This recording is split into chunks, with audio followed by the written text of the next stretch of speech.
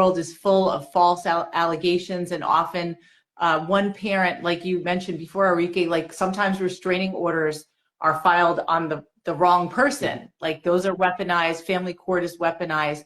How often do you see cases where almost like punishment, a parent is trying to turn the kids against that other parent and the courts have to get involved?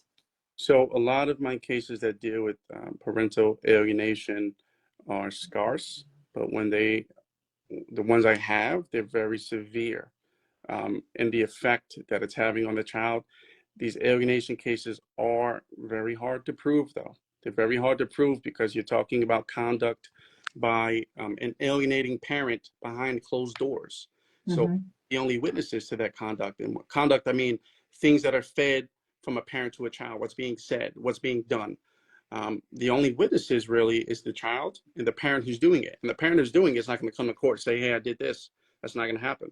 And depending on the age of the child, sometimes the court won't allow the child to come in and testify in open court.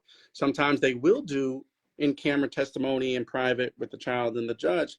But even then, if the damage is done, the child just parrots what the alienating parent has fed them over the time that the conduct has begun. So it's very, very hard to prove. And that's why mental health professionals have to get involved sometimes to do examinations on the family and come up with these conclusions that the child's been alienated to help the court decide the issue of alienation.